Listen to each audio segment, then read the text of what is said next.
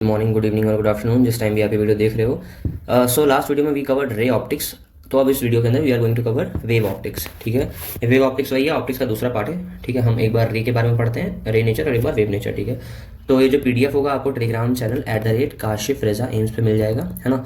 और अपन क्यों पढ़ रहे हैं? अपन पढ़ रहे हैं ताकि अपने को एनसीईआरटी अच्छे से समझ में आए, और कोई भी क्वेश्चन अगर एनसीईआरटी के बाहर आता है तो वो तो ऑब्वियसली कोई नहीं कर पाएगा, बट अगर एनसीईआरटी का कोई भी क्वेश्चन होता है तो हम कुछ मिस ना करें। ठीक है, हमारे सारे थ्योरेटिकल पॉइंट्स जिसके अंदर कवर्ड हों और हम अच्छे से स्कोर कर सकें। ठीक है, so let's start wave optics. Before we start एक बार सिलेबस देख लो क्या क्या पढ़ना है अपने को। वेव फ्रंट पढ़ना है, ठीक है, हाइंस प्रिंसिपल पढ़ना है, लॉ ऑफ रिफ्लेक्शन पढ़ना है, रिफ्रैक्शन पढ़ना है ना, इंटरफेरेंस पढ़ना है, वाईडीएससी पढ़ना है, फ्रिंज के बारे में पढ़ना है, विड्थ, फ्रिंज विड्थ क्या होता है, कोहेरेंट सोर्सेज क्या होते हैं, सस्टेन इंटरफेरेंस क्या होता है, diffraction due to single slit क्या होता है, विड्थ ऑफ सेंट्रल मैक्सिमा या मैक्सिमम जो बोल लो, पोलराइजेशन, है ना, पीपीएल। उसके बाद फिर तुम्हारा Brewster's law, use of plane polarized light and polaroid. ठीक है, ये ब्रूस्टर्स लॉ एक बार ध्यान से देखना। ठीक है, इसके बारे में हम लोग अभी आगे देखते हैं। ठीक है, लेट्स स्टार्ट।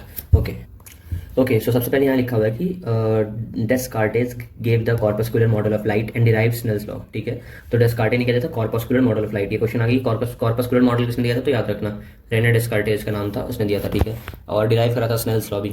ठीक है, फिर क्या है, कॉर्पस्कुलर मॉडल जो था ये प्रिडिक्ट ये करता था कि if the ray of light, ठीक है, बेंड के नॉर्मल की तरफ, तो स्पीड जो होगा वो ज़्यादा होगा दूसरे मीडियम में। ठीक है, वो ये कहता था कि रे ऑफ लाइट अगर नॉर्मल की तरफ बेंड कर रहा है तो स्पीड जो होगा वो ज़्यादा होगा सेकंड मीडियम में। जबकि हम क्या देखते हैं कि डेंसर मीडियम के अंदर जाने के बाद लाइट की स्पीड जो है वो घट जाती है, बट इन्होंने कहा था कॉर्पस्कुलर मॉडल के हिसाब से वो ज़्यादा हो जाती है सेकंड मीडियम में। ठीक है, this corpuscular model of light was further developed by Isaac Newton in his famous book optics. ठीक है, OPTICKS। ठीक है, ये चीज़ था। Okay, so Dutch physicist Christiaan Huygens put forward the wave theory of light. It is the wave model of light that we discuss in this chapter. ठीक है, तो जो भी वेव ऑप्टिक्स पढ़ने वाले उसमें सबसे बड़ा रोल किसका था? हाइगेंस पढ़ते हैं कुछ लोग, हाइजेंस पढ़ते हैं कुछ लोग, हुगेंस पढ़ते हैं, जो पढ़ना पढ़ो, लेकिन ये याद रखना है कि वेव थ्योरी इसने ही दी थी। ठीक है, as we will see the wave model जो है it could satisfactorily explain the phenomena of reflection refraction, दोनों कर पा रहा था। इसीलिए कहा था कि रिफ्रैक्शन में वेव बेंड करता है नॉर्मल की तरफ तो स्पीड जो होता है वो लेस होता है सेकंड मीडियम में। ठीक है, ये कॉन्ट्रा इंडिकेटेड हुआ ना कॉर्पस्कुलर में, वो तो उल्टा कह रहे थे। It was much later confirm by experiments की स्पीड जो होता है वाटर में कम होता है एज कम्पेयर टू एयर। तो इससे क्या हुआ कि तुम्हारा वेव मॉडल कंफर्म हो गया। और ये एक्सपेरिमेंट वेव मॉडल को कंफर्म करने वाला किसने किया था? फाउकॉल्ट, FAUCAULT। ठीक है, Foucault carried out this experiment in 1850. ठीक है, the wave theory was not readily accepted. It was not accepted primarily because of Newton's authority and also because light could travel through vacuum. ठीक है, and ये माना जाता है कि wave को हमेशा मीडियम चाहिए होता है। तो भाई ये कि वेव थ्योरी को इतनी आसानी से एक्सेप्टेंस क्यों नहीं मिला? क्योंकि भाई न्यूटन की अथॉरिटी, जाहिर से न्यूटन बहुत बड़ा आदमी था तो उसकी अथॉरिटी थी उस टाइम पे, उसका चलता था, तो उसके अगेंस्ट कुछ भी वो नहीं कर सकते थे। ठीक है, दूसरा ये था कि लाइट जो है वो वैक्यूम में ट्रैवल करता था, तो ये माना जाता है कि लाइट जो वैक्यूम में जा रहा है तो लाइट को हम वेव क्यों बोले? क्योंकि वेव को तो मीडियम चाहिए होता है ना, जैसे साउंड को मीडियम चाहिए, और भी जो हमने वेव्स तब देखा था उसको मीडियम चाहिए था। ठीक है, फिर थॉमस यंग ने परफॉर्म करा अपना फेमस इंटरफेरेंस एक्सपेरिमेंट। तो याद रखना वाईडीएससी जो है, यंग्स डबल स्लिट एक्सपेरिमेंट जो है उसमें इंटरफेरेंस करवाया था। ठीक है, डिफ्रैक्शन नहीं, इंटरफेरेंस पढ़े हैं हम लोग। ठीक है, पहली लाइन यही है, बाकी आगे देखेंगे।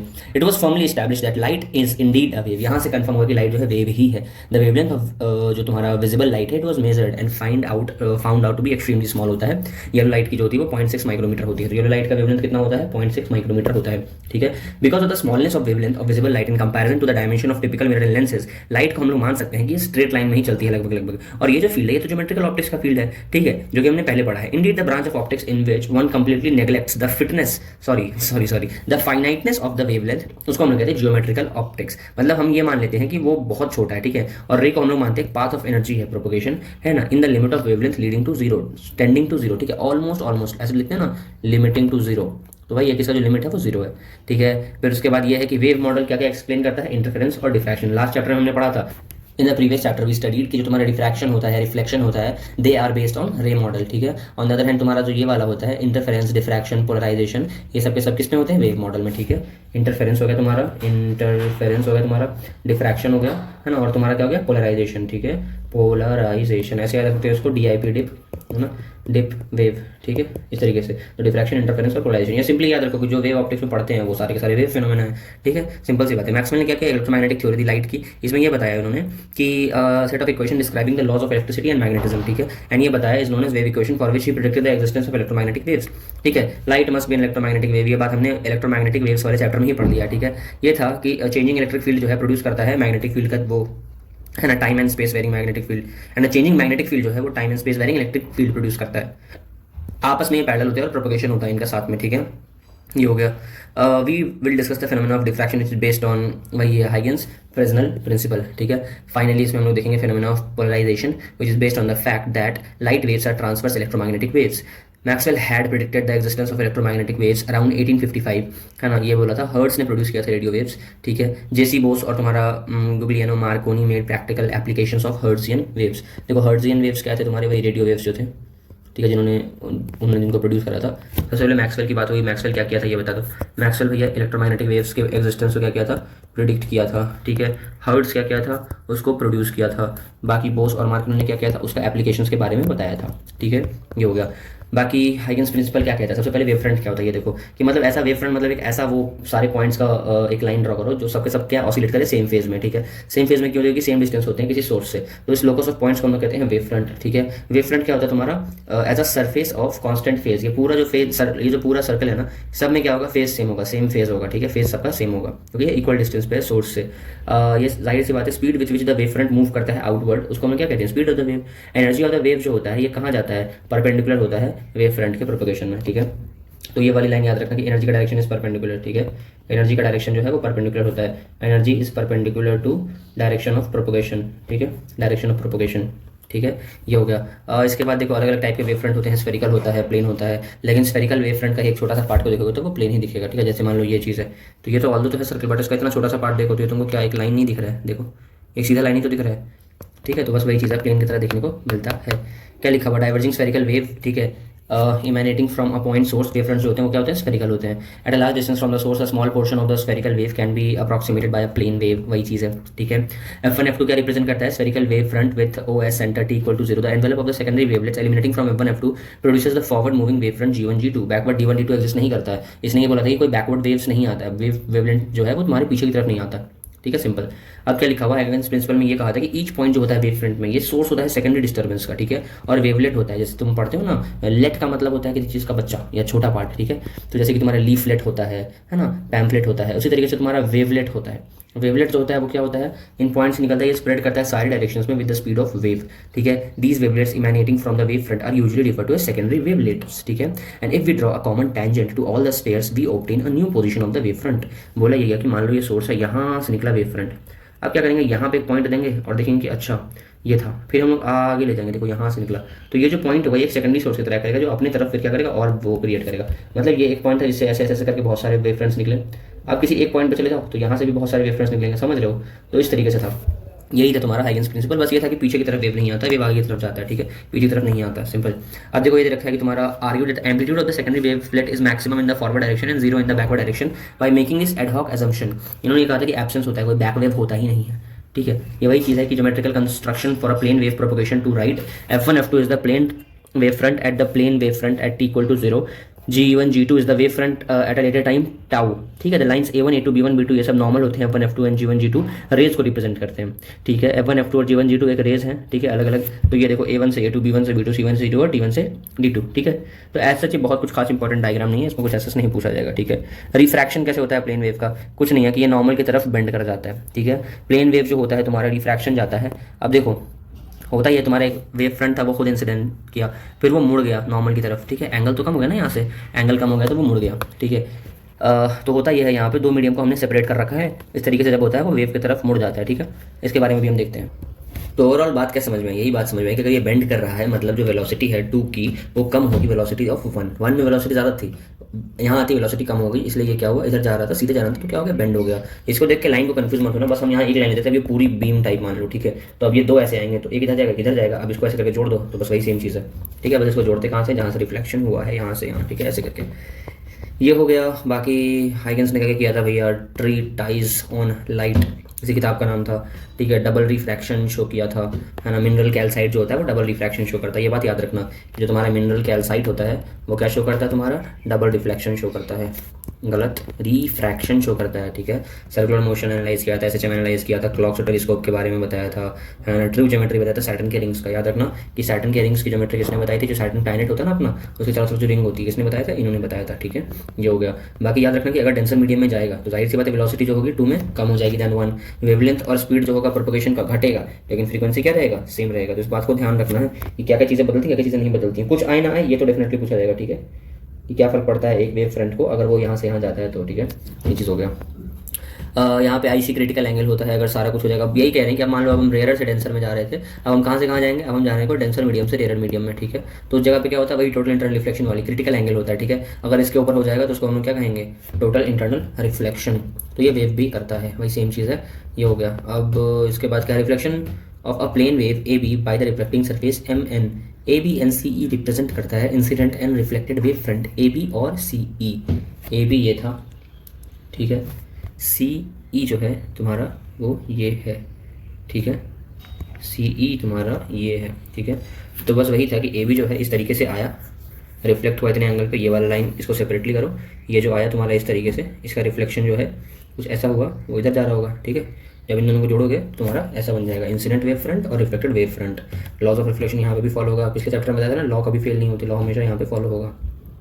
होता क्या कि कॉन्वेक्स लेंस के अंदर तुम्हारा, कॉन्वेक्स लेंस मतलब समझ रहे हो, ये convex lens, by convex lens the central part of the incident plane wave transverse is the thickest portion of the lens, ठीक है, and is delayed the most. The emerging wave front has a depression at the centre, ठीक है। इससे क्या हो जाएगा, wave front जो है स्फेरिकल बन जाएगा और जो पॉइंट हो गया वहाँ पे फोकस हो जाएगा वो। देखो होता क्या है, और फिर एक और चीज़ देख लेते हैं कि फिर जब प्रिज्म में क्या होता है, कॉन्वेक्स लेंस जो होता है फोकस करता है, ये करता है, वो करता है, ठीक है। अब देखो बात क्या हमने पढ़ा कि जो प्रिज्म में मान लो प्रिज्म में एक वेव फ्रंट गया और वेव फ्रंट ऐसे मुड़ गया, ठीक है। अगर यहाँ पे क्या मान लो वेव फ्रंट, तो जो सब जो ये वाला पार्ट था बीच वाला, ये थिकेस्ट पार्ट में जाएगा और ये अनडिवाइडेड निकलेगा, लेकिन ये वाला पार्ट धीरे धीरे सब मुड़ जाएंगे, तो इससे क्या हो जाएगा, स्फेरिकल वेव फ्रंट क्रिएट हो जाएगा। तो याद रखना को क्या है, देखिए अगर कॉन्वेक्स लेंस से पास कर दिया गया इसको तो कैसा वेव फ्रंट क्रिएट होगा, तो बोल देना तुमको कि आपका ये स्फेरिकल वेव फ्रंट क्रिएट होगा, ठीक है। रिफ्लेक्शन के बाद अगर प्लेन को डाला और सामने ये आ गया तो ये क्वेश्चन जो है भाई ऐसे बहुत सारे थ्योरेटिकल क्वेश्चन आ सकते हैं। प्लेन वेव फ्रंट को भेजा, यहाँ से निकाला तो क्या बन जाएगा, स्फेरिकल वेव फ्रंट, ठीक है।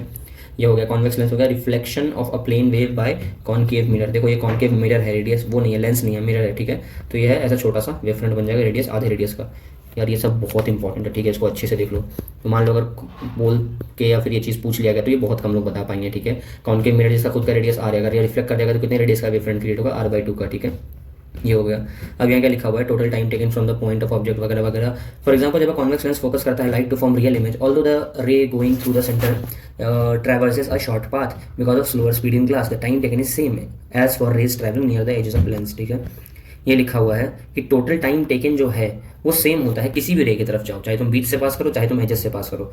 फॉर एग्जांपल जब कॉन्वेक्स लेंस फोकस करता है लाइट को, ऑल्दो रे जो है वो सेंटर से जाता है, वो छोटा डिस्टेंस चला है, ठीक है। जो सेंटर से पहुंचा रहे उसने कम डिस्टेंस चला है ना, एज कम्पेयर टू जो एजेस पे से चल कर आए हैं। जैसे मान लो ये पहुंचा तो इसको पहुंचने में कुछ टाइम लगा होगा और इसको पहुंचने में थोड़ा ज़्यादा चला होगा इसने, ठीक है, ऑल्दो इसने ज़्यादा चला है। लेकिन अगर ये कोई पूछ ले कि तुम्हारा जो टोटल टाइम टेकन होता है वो सेम होता है, याद रखना टाइम टेकन जो होता है वो सेम होता है, ठीक है। ये भी थ्योरेटिकल क्वेश्चन बन सकता है।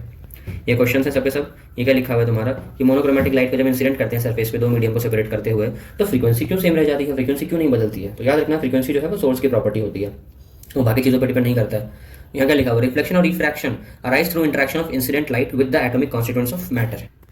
Atoms may be viewed as oscillators, ठीक है, which take up the frequency of external energy, जैसे कि light हो गया, causing forced oscillation, ठीक है। The frequency of light emitted by a charged oscillator is equal to the frequency of oscillation, ठीक है। Thus the frequency of scattered light equals the frequency of incident light, ठीक है।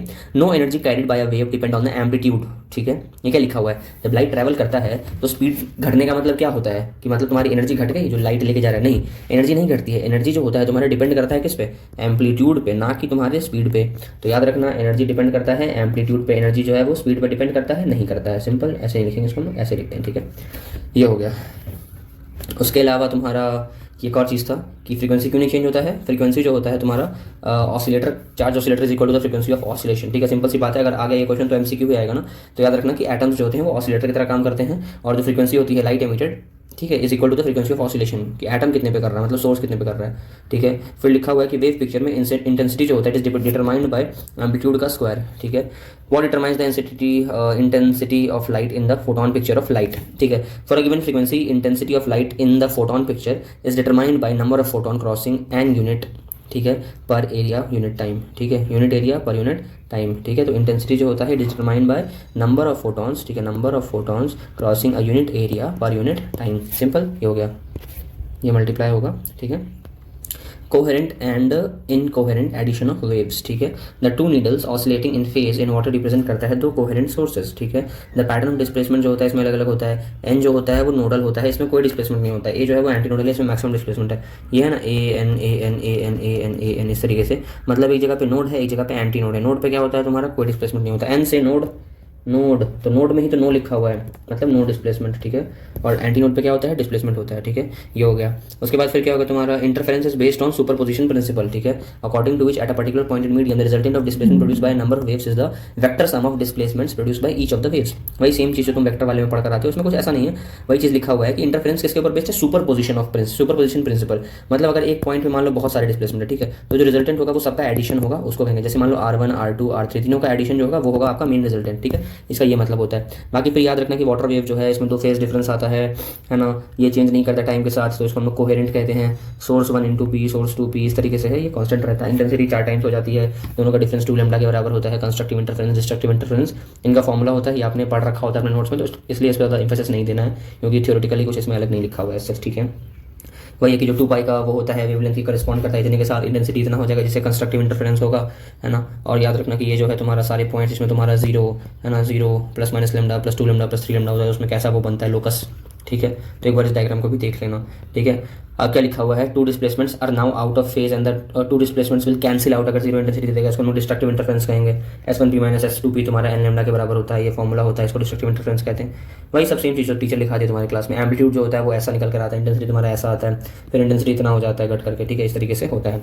अब देखते हैं interference of light waves और Young's double slit experiment क्या था। यहाँ पे दो सोर्सेज लेते हैं, S1 और S2, ठीक है, सोडियम लैंप लेते हैं, ठीक है। अब होता क्या कि हम लोग ऑब्जर्व करते हैं, अगर हम ऐसे लेते हैं तो हम लोग को कोई भी इंटरफेरेंस फ्रिंज नहीं देखने को मिलेगा, ठीक है। ये क्यों होता है, क्योंकि लाइट जो है तुम्हारा ऑर्डिनरी सोर्स के थ्रू है, जैसे कि सोडियम लैंप है। यहाँ पे फेज चेंज जो है इसका टाइम है 10⁻⁻10।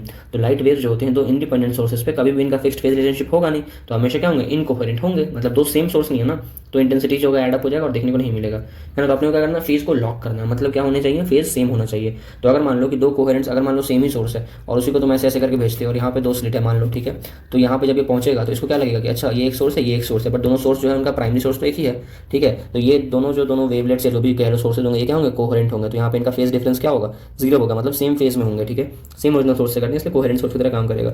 यंग से क्या था कि S1 भेजो, देखो ये था S1 S2 यहाँ से जाएगा, उसके बाद इसको जो करना होगा वो करेगा, है ना।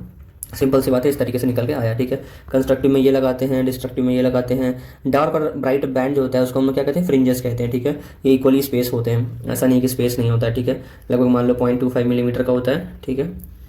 ये हो गया, ये क्या होगा तुम्हारा स्ट्रक्चर ऑफ आई हो गया, and the mechanism of vision हो गया। रोजेटा स्टोन, ये यंग की बात है ना, यंग इन्होंने दिया था Rosetta stone wave theory, interference phenomena, है ना। और ये भी बताया था कि वेव प्रॉपर्टी ऑफ लाइट को भी इन्होंने प्रूव किया था, ठीक है। ये इतना होता है, इतना होता है, इतना होता है। डिफ्रैक्शन क्या होता है, if you look clearly at the shadow cast by an opaque object, ठीक है। उसके बाद क्या होता है तुम्हारा, close the region of geometrical shadow, इसको हम लोग अल्टरनेट डार्क और ब्राइट रीजन्स देखने को मिलते हैं। शैडो की बात हो रही है, अब हम बात करेंगे डिफ्रैक्शन। हमने इंटरफेरेंस पढ़ लिया, डिफ्रैक्शन पढ़ेंगे, फिर पोलराइजेशन बाकी है, बस वो देखेंगे, ठीक है।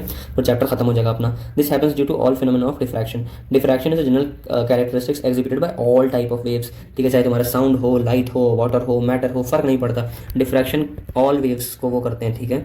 ये होता है वेवलेंथ जो होता है लाइट का बहुत छोटा होता है, तो अपने को क्या है ना कि डिफ्रैक्शन होता है तो देखने को मिलता नहीं है, ठीक है। हर वो ऐसा नहीं होता नहीं है, दिखता नहीं है, ठीक है। हाउएवर द फाइनाइट रेजोल्यूशन जो होता है अपनी आंखों का, ठीक है, और ऑफ ऑप्टिकल इंस्ट्रूमेंट जैसे कि टेलीस्कोप या माइक्रोस्कोप, ये लिमिटेड होता है ना due to phenomena of diffraction. Indeed the colour जो कि हम लोग CD में देखते हैं वो किसकी वजह से है, डिफ्रैक्शन। तो याद रखना CD में किसकी वजह से है, बहुत सारे ऑप्शन हुए, तो CD D से याद रखना डिफ्रैक्शन, ठीक है, इस तरीके से याद रखना। सिंगल स्लिट में क्या होता है, ये भी कुछ नहीं है, ये भी डिफ्रैक्शन का ही एक्सपेरिमेंट है, ठीक है, ये सिंपल सी बात है। और वो जो था वो किसका था, डबल स्लिट एक्सपेरिमेंट क्या था तुम्हारा, double slit experiment was interference, ठीक है, और single slit experiment is of diffraction, ठीक है। ओके, सो हमने ये देख लिया। उसके बाद ये देखते हैं हम लोग कि यहाँ पे एक सेंट्रल ब्राइट बनता है, फिर ऑल्टरनेट डार्क और ब्राइट रीजन्स बनते हैं और इंटेंसिटी धीरे धीरे दूर जाते जाते वीक हो जाती है, ठीक है। ये डिफ्रैक्शन में सिंगल स्लिट है, वही सेम सोर्स से आता है, तो हर एक पॉइंट जो है वो सोर्स की तरह काम करता है। ये किसी पॉइंट P पे जा रहा है, ये किसी जगह C पे जा रहा है, मतलब सेंटर पे है, ये पेरीफेरी पे है ना।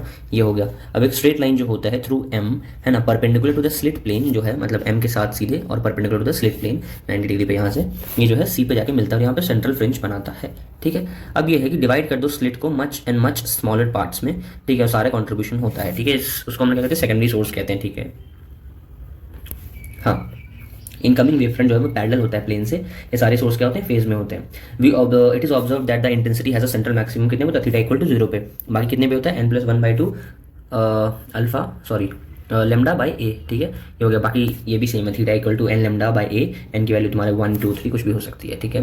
There has been prolong discussion about difference between interference and diffraction, ठीक है। ये क्या लिखा हुआ है, intensity distribution and photograph of fringes due to diffraction of single slit. देखो सेंट्रल में बड़ा सा देखने को मिला, फिर थोड़ा छोटा हो गया, फिर थोड़ा छोटा हो गया, फिर थोड़ा छोटा हो गया, और ये क्या है तुम्हारे बीच में, ये डार्क रीजन है, ठीक है, ये स्क्रीन है तुम्हारा, ठीक है, ये हो गया। अब क्या लिखा हुआ है कि इंटरफेरेंस और डिफ्रैक्शन जो है, इन दोनों में क्या फ़र्क पड़ता है यार, मतलब ये जो तुम्हारा सिंगल डबल स्लिट एक्सपेरिमेंट था और ये सिंगल स्लिट एक्सपेरिमेंट था, इसमें क्या फ़र्क पड़ता है। तो रिचर्ड फेनमैन ने एक बात बोली थी अपने एक फिजिक्स के लेक्चर में, इन्होंने ये कहा था कि no one has ever been able to define the difference between interference and diffraction satisfactorily. It is just a question of usage, and there is no specific important physical difference between them. The best we can do is, roughly speaking, is to say that when there are only a few sources, जैसे कि मान लो 2 interfering sources हैं, then result is usually called interference. But if there is a large number of them, it seems that the word diffraction is more often used. मतलब diffraction तब बोलेंगे जब बहुत सारे sources होंगे और 2 या उससे ज़्यादा थोड़े बहुत sources होंगे तो हम उसको interference बोलेंगे। सिंपल।